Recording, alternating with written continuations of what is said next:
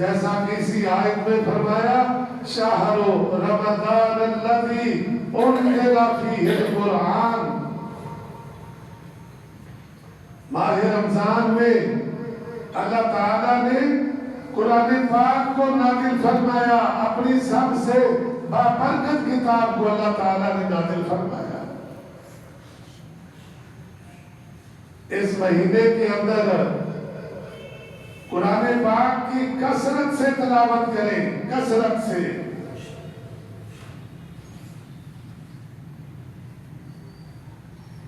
اور سب سے بہتر یہ ہے کہ قرآن پاک کو نفلوں کے اندر پڑھیں، نفلوں کے اندر۔ فرض تو امام صاحب کے پیچھے پڑھنے ہوتے ہیں، اور امام صاحب کے پیچھے صرف سورۃ فاتحہ پڑھنی فرض ہے۔ سورۃ فاتحہ سے زیادہ پڑھنا امام کے پیچھے جائز نہیں۔ اپنی نفلی نماز میں، نماز تہجد میں، عام نوافل میں، کیونکہ اللہ تعالیٰ ماہ رمضان میں ایک نفل کو فرض کے برابر کر دیتے ہیں، لہذا آپ نفلوں کا اہتمام کریں، نفل زیادہ سے زیادہ پڑھیں، اور ان نفلوں کے اندر قرآن پاک کی تلاوت کریں۔ قرآن پاک پڑھنا نفلوں کے اندر، نماز کے اندر افضل ہے عام نماز سے ہٹ کر قرآن پاک کی تلاوت کرنے سے۔ اگر آپ حافظ قرآن ہے تو الحمدللہ، اگر حافظ قرآن نہیں ہے تو نفلوں کے اندر آپ قرآن پاک کو دیکھ کر بھی پڑھ سکتے ہیں، پڑھ سکتے ہیں۔ آج کل ہر آدمی کے پاس موبائل ہے، ہر آدمی کے پاس تقریباً موبائل ہے۔ آپ بڑا قرآن پاک نہیں لے سکتے تو اس میں قرآن پاک ڈاؤن لوڈ کر لیں، اور اس سے دیکھ کر آپ پڑھ سکتے ہیں قرآن پاک کو، جتنا جی چاہے پڑھے اور اپنا قیام لمبا کرے۔ یہ نہیں کہ ہر رکعت میں قل ہو اللہ، ہاں ٹھیک ہے، اس کو پڑھنا بھی بڑے اجر و ثواب کا کام ہے کہ نبی علیہ السلام نے سورۃ اخلاص کو سورۃ قرآن قرار دیا کہ یہ قرآن کا تیسرا حصہ ہے، اس کو 3 مرتبہ پڑھ دے تو اللہ یوں ثواب دیتا ہے جیسے پورا قرآن پڑھ دیا۔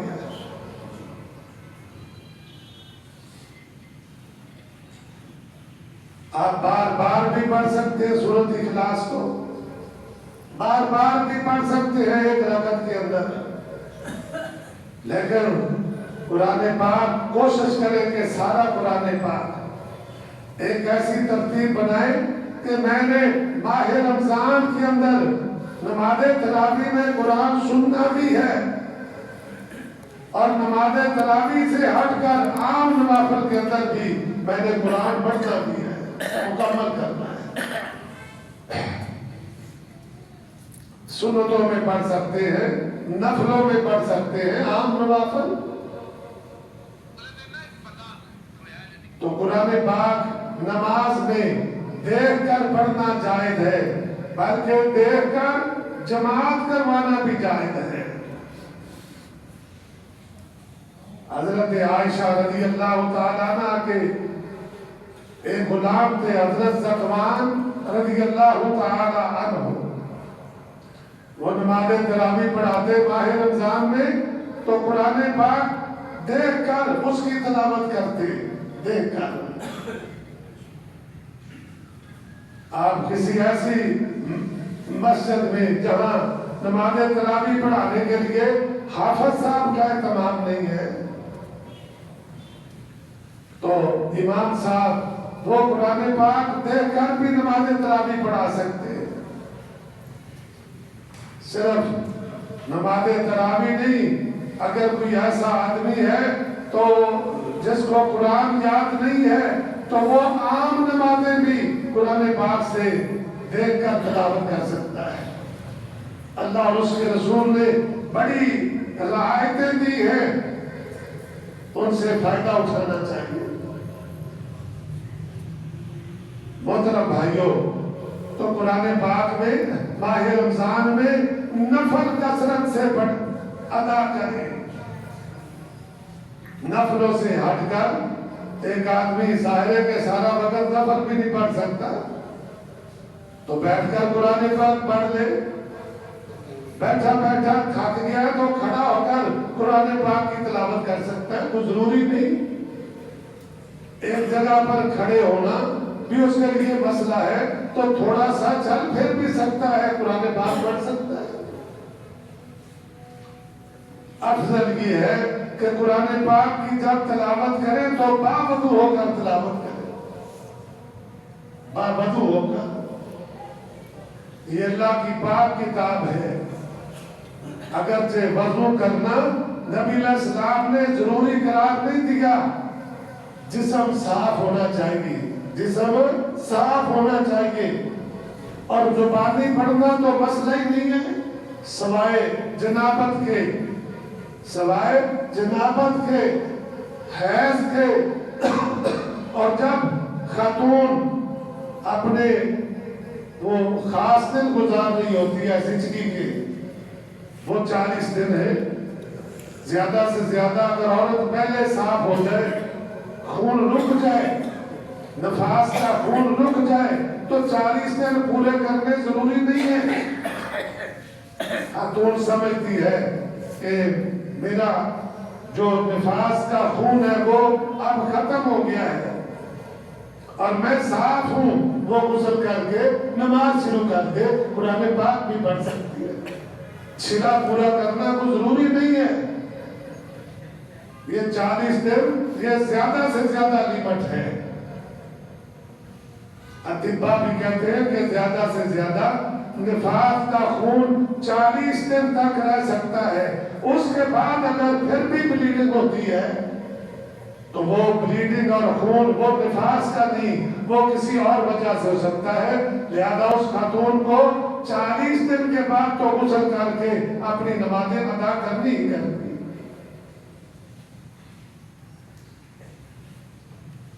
ماہ رمضان میں باجماعت نماز ادا کرنے کا اہتمام کریں، باجماعت، آگے پیچھے بھی باجماعت نماز ادا کرنا فرض ہے۔ اللہ پاک نے قرآن پاک میں فرمایا وَارْكَعُوا مَعَ الرَّاكِعِينَ، کہ نماز باجماعت ادا کرو، رکوع کرو، رکوع کرنے والوں کے ساتھ، یعنی باجماعت نماز ادا کرو۔ اے صلوا مع المصلین، نبی علیہ السلام نے فرمایا کہ ایک آدمی اکیلا نماز پڑھے اور ایک باجماعت نماز پڑھے تو 27 درجوں کا فرق ہے۔ ایک پڑھتا ہے تو ایک نماز تنہا اکیلا پڑھتا ہے، اور باجماعت ادا کرتا ہے تو 27 درجے زیادہ ثواب ہے۔ لہذا ماہ رمضان میں آپ باجماعت نماز کا اہتمام کریں، پورا مہینہ باجماعت نماز ادا کریں گے تو آپ کی ایک روٹین بن جائے گی۔ آگے پیچھے جو کمی بیشی رہ جاتی ہے وہ دور ہو جائے گی، ٹریننگ ہو جائے گی، اور نماز پنجگانہ کی آپ عادی بن جائیں گے۔ غفلت نہ کریں، تو باجماعت نماز کا اہتمام کریں۔ بعض آدمیوں کو دیکھا گیا کہ روزہ رکھ کے سو جاتے ہیں اور کئی نمازیں سوئے رہ جاتی ہیں۔ گھر میں نماز پڑھ لیتے ہیں کہ روزہ مسجد میں جانے آنے سے مجھے بھوک لگے گی، پیاس لگے گی، گرمی سردی، ان چیزوں کے بہانے پیدا ہو جاتے ہیں۔ نفس، صرف شیطان جس کو عرف عام میں ہم شیطان کہتے ہیں وہ نہیں، بس اوقات نفس بھی شیطان کا کردار ادا کرتا ہے. جس کی ٹریننگ پہلے شیطان نے کی ہوتی ہے نا، اس کو خواہشات کا بندہ بنا دیتا ہے شیطان. لہذا نماز کی پابندی کرے ماہ رمضان میں. قرآن پاک کثرت سے تلاوت کرے ماہ رمضان میں. اس میں صدقہ خیرات کریں، صدقہ خیرات، کیونکہ اللہ تعالیٰ ماہ رمضان میں صدقہ خیرات کا بھی زیادہ اجر عطا فرماتا ہے، 70 درجے زیادہ ہو جاتا ہے. چنانچہ حدیث پاک میں آتا ہے کہ نبی صلی اللہ علیہ وسلم ماہ رمضان میں تیز ہوا سے بھی زیادہ اللہ کی راہ میں صدقہ کرنے والے بن جاتے ہیں. اللہ کا دیا ہوا مال اللہ کے بندوں پر، اللہ کی مخلوق پر جتنی اللہ توفیق دے زیادہ سے زیادہ خرچ کرے. غرباء مساکین کو راشن لے کر دے کے وہ روزے رکھے، دینی مدارس میں راشن پہنچائیں، پیسے وہاں پر جمع کروائیں، زکوٰۃ صدقات عشر کی، تاکہ ایک تو ماہ رمضان میں ادا کرنے سے آپ کو ثواب زیادہ ہوگا، اور دوسرا دینی مدارس کا انتظام کرنا، اخراجات کو پورا کرنا یہ انتظامیہ کے لیے آسان ہو جائے گا. یہ بہت بڑی نیکی ہے. یہ خیر کے مراکز ہیں، خیر کے مراکز. ابھی ہمارے ایک عالم تشریف لائے اور انہوں نے ایک امام صاحب کا قول بیان کیا کہ اگر علماء نہ ہوتے، اگر علماء قرآن پاک پڑھانے والے، دین سکھانے والے نہ ہوتے تو ہم ڈنگروں کی طرح اور جانوروں کی طرح بن جاتے. یہ دینی مدارس اور علماء کا ایک کردار اور محنت ہے کہ الحمدللہ دین اللہ کا زندہ ہے. مساجد آباد ہیں، مساجد کے اندر، گھروں کے اندر اللہ کا قرآن پڑھا جاتا ہے، اللہ کا ذکر کیا جاتا ہے. یہ جماعتیں، یہ مدارس الحمدللہ دین کو پھیلانے میں، نشر و اشاعت کرنے میں اور دین کا تحفظ کرنے میں جیسے کیسے بھی علماء ہیں. بدقسمتی سے ہمارے لوگ علماء کی خامیاں بیان کرتے ہیں، علماء کے لطیفے بیان کرتے ہیں، تاکہ علماء کی تذلیل ہوگی تو ساتھ دین کی بھی تذلیل. علماء کی عزت کم ہوگی تو لوگوں کے دلوں میں دین کی عزت بھی کم ہو جائے گی. علماء کی خامیاں نہ دیکھا کریں. وہ کون سا انسان ہے جو خامیوں سے پاک ہے؟ کیا علماء انسان نہیں ہے؟ کیا ان کے اندر وہ نفسانی خواہشات نہیں ہیں جو عام انسانوں کے اندر ہوتے ہیں؟ کیا علماء معصوم ہیں کہ گناہ نہیں کر سکتے؟ اور بس اوقات کو علماء ان کے گھر کے معاملات کو ہائی لائٹ کیا جاتا ہے. دیکھو جی، اے مولوی صاحب دے بچے دا ہے، اے مولوی صاحب دی بیگم دا ہے، اے میں دے گھر دا ہے کہ سانو تقریرہ کر دینے دے بات سنا دے. کیا علماء انبیاء سے بھی زیادہ افضل ہیں؟ حضرت لوط علیہ السلام، حضرت لوط علیہ السلام اور حضرت نوح علیہ السلام کی بیویوں کا ذکر قرآن میں پڑھے، جو ان پر ایمان نہ لائی، مسلمان نہ ہوئی. نوح علیہ السلام کے بیٹے کا ذکر قرآن پاک میں پڑھے. علماء کو اولاد کے تانے دینا، ان کی اولاد کی وجہ سے علماء کی کردار کشی کرنا، ان کے گھر کے بعض کمزوریوں کو ہائی لائٹ کر کے بدنام کرنا یہ بہت بڑا جرم ہے. ایسا کرنے والا اللہ کی ناراضگی اور اللہ کے غصے کو دعوت دیتا ہے. ہمیں تو حکم ہے کہ کسی کا ویک پوائنٹ، کسی کا عیب، کسی کی خامی اگر آپ کے میرے علم میں آئے تو اس کے عیبوں پر پردہ ڈالیں. ستر پوشی جسے کہا گیا ہے. جو لوگوں کے عیب اچھالتے نہیں ہیں، لوگوں کے عیبوں پر پردہ ڈالتے ہیں، قیامت والے دن اللہ ان کے گناہوں پر پردہ ڈال دے گا. جب عام لوگوں کے عیبوں پر پردہ ڈالنا اتنا فضیلت کا اور عظمت والا کام ہے تو علماء کے عیبوں پر پردہ ڈالنا تو کہیں زیادہ عظمت والا کام ہے. میں اپنی بات نہیں کر رہا، میں عمرات بات کر رہا ہوں. بڑے بڑے نیک علماء بھی ہیں اور بسا اوقات نبیوں کے گھر بھی نافرمان اولاد آ جاتی ہے، بیوی نافرمان ہو جاتی ہے. لہذا کسی کی اولاد اور کسی کے گھر کے جو معاملات ہوتے ہیں پبلکلی اس کو ڈسکس مت کریں،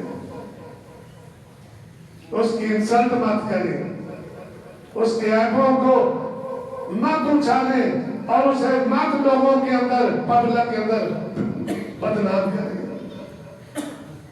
بلکہ اللہ کے لیے پردہ ڈالیں.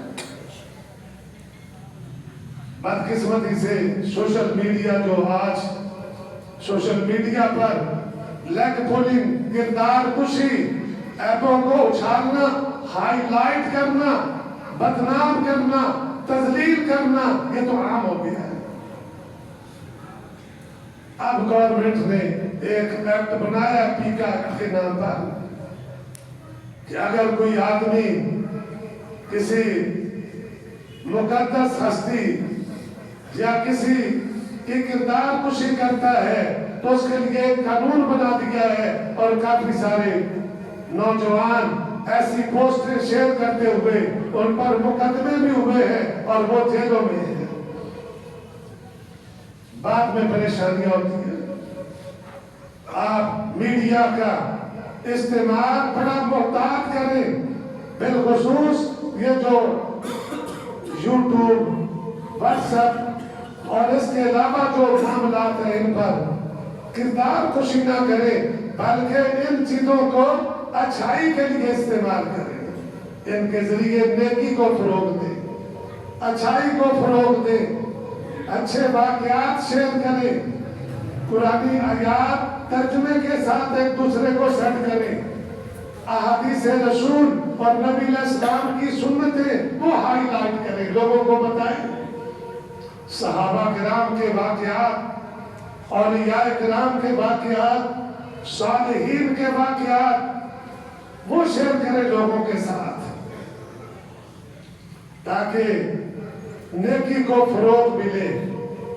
اور اگر کوئی آپ کو غلط پوسٹ شیئر کرتا ہے، واٹس ایپ کرتا ہے تو فوری طور پر یا اسے ڈیلیٹ کر دیں یا پھر اپنے کومنٹس دے کہ بھائی یہ بات درست نہیں ہے، آپ ایسی واٹس ایپ میرے ساتھ شیئر نہ کیا کریں، ایسی پوسٹ میرے ساتھ شیئر نہ کیا کریں.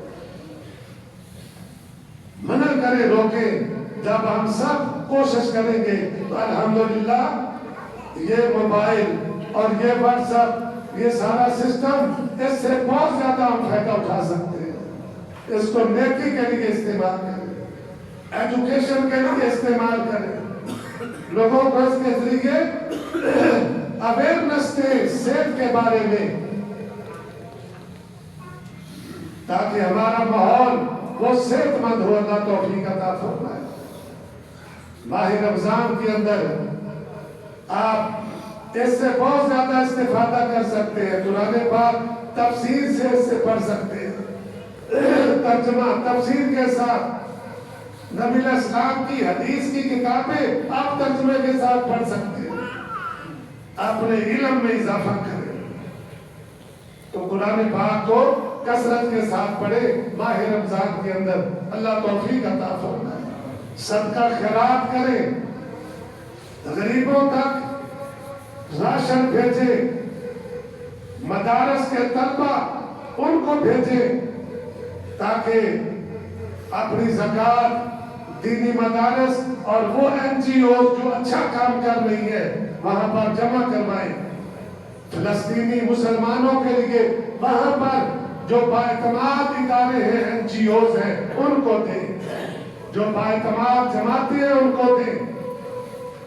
اسی طرح غرباء کو کپڑے لے کر دیں, انہیں کھجوریں دیں, انہیں دودھ دہی کا بندوبست کریں, انہیں آٹا دیں تاکہ وہ ماہ رمضان کے روزے رکھ سکیں. اور ہمارے تاجر بھائی جو ہیں وہ اللہ کے لیے اس مہینے بابرکت مہینے کے اندر بلا وجہ قیمتیں انہیں اپنا کریں, بلکہ مسلمانوں کو ریلیف دیں تاکہ وہ آسانی کے ساتھ روزے رکھ سکیں. اللہ تعالیٰ سے دعا کرتے ہیں کہ وہ مجھے اور آپ کو ماہ رمضان کا صحیح استقبال کرنے کی توفیق عطا فرمائے.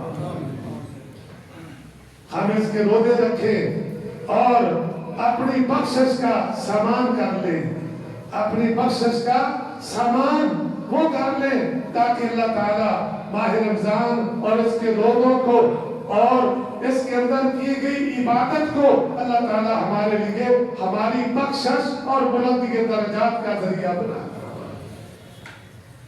خود روزے نہیں رکھ سکتے بیماری کی وجہ سے تو اپنی ساری افطاری کے حساب لگا کے ڈیلی جتنا آپ اپنے اوپر خرچہ کرتے ہیں ساری افطاری کا ایک فرد کا وہ کسی اور کو دے کہ وہ روزے رکھ سکے, کسی غریب محتاج کو دے. یہ ایسے دینی مدارس جہاں طلبہ ماہ رمضان میں رہتے ہیں اور وہ روزے رکھتے ہیں وہاں پر جمع کرتے ہیں. اللہ تعالیٰ سے دعا کرتے ہیں وہ مجھے اور آپ کو ماہ رمضان کے اندر خوب عبادت کرنے کی توفیق عطا فرمائے. نمازیں پچگانا باجماعت اہتمام کریں, روزانہ نماز تراویح باجماعت ادا کریں. اس پر اجماع ہے مسجد میں آئیں اس کو پڑھنے کے لیے. ہاں کسی وجہ سے نہیں پڑھ سکے تو گھر میں بھی پڑھ سکتے ہیں آپ.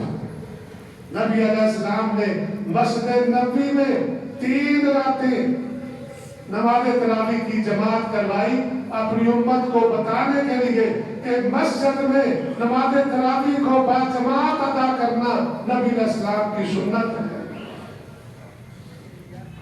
تو روزے کا اہتمام, نماز تراویح کا اہتمام, اور ہمارے ہاں الحمدللہ خواتین کے لیے نماز تراویح کا پابندہ اہتمام ہوتا ہے.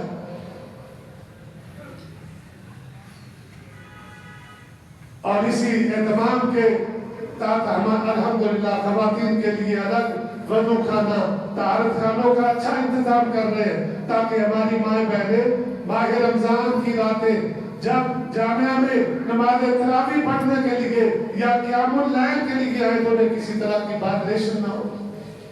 مساجد کی, مدارس کی ضروریات کا خیال رکھا کریں, صفوں کا خیال, چٹائیوں کا خیال, اسی طرح کارپٹ بچھے ہوئے ہیں اس کی صفائی ستھرائی کا خیال رکھیں, واش روموں کا خیال رکھیں. اللہ سبحانہ ہوا جزاک اللہ ہے. تو میں عرض کر رہا ہوں ماہ رمضان میں غفلت نہیں کرنی, اپنے دنیا کے کاموں کی خاطر روزے نہیں چھوڑنے کہ آج پانی لگانا ہے میں ذمہ دار ہوں, میں روزانہ مزدوری کرتا ہوں, دیہڑی کرتا ہوں, روزہ نہیں رکھ سکتا. آپ رکھیں, اللہ تعالیٰ توفیق عطا فرمائے گا آپ کو اور ہمت عطا فرمائے گا. یہ بندہ ناچیز الحمدللہ میں خود ذمہ دارہ کرتا رہا ہوں اور جب روزے کی حالت میں میں خود گندم کی کٹائی کرتا رہا, گندم کی کٹائی. پھر ایک وقت آیا کہ اپنے ہاتھوں کے ساتھ یہ مونجی لگاتے رہے گرمیوں کے اندر اور کبھی یہ دنیا کے کام یہ روکتے نہیں تھے. اگر ایمان مضبوط ہو, ایمان مضبوط ہو تو نبی علیہ السلام کا فرمان ہے ایک لقمہ سحری کا کھانا وہ سارے دن کے لیے اللہ کافی کر دیتا ہے. تسخروا فإن في السحور برکہ. اللہ ایک لقمے اور ایک گلاس پانی کے اندر اتنی طاقت ڈال دیتا ہے کہ سارا دن گزر جاتا ہے. لہذا ایمان کی آنکھوں سے دیکھنا ہے، پیٹ کی آنکھوں سے نہیں دیکھنا. اگر ایمان مضبوط ہوگا تو انشاءاللہ الرحمن روزہ آپ کا نبھ جائے گا، اللہ اس کا اجر بھی دے گا اور دنیا کے کام بھی آسان فرما دے گا. جن کے پاس ملازم ہے، حدیث کا مفہوم ہے، وہ ماہ رمضان میں اپنے ملازموں سے زیادہ کام نہ لے بلکہ انہیں ریلیف دے کہ روزہ رکھ سکے. وہ اللہ توفیق عطا فرمائے. ان الفاظ پر اکتفا کرتا ہوں اس نیت سے کہ انشاءاللہ الرحمن جو میں نے ماہ رمضان کے استقبال کے حوالے سے چند معروضات آپ کے سامنے پیش کی ہے، آپ ضرور ان پر غور کریں گے اور ماہ رمضان میں اللہ کو راضی کرنے کا ذریعہ خوب محنت کریں گے کہ ماہ رمضان گزرے تو اللہ تعالیٰ ہمیں کہے شاباش، آپ نے مجھے راضی کر دیا ہے، اب میں تم سے راضی ہوں اور تمہارے گناہ معاف کر دیے. وَأَقُولُ قَوْلِي هَذَا أَسْتَغْفِرُ اللَّهَ لِي وَلَكُمْ وَلِسَائِرِ الْمُسْلِمِينَ.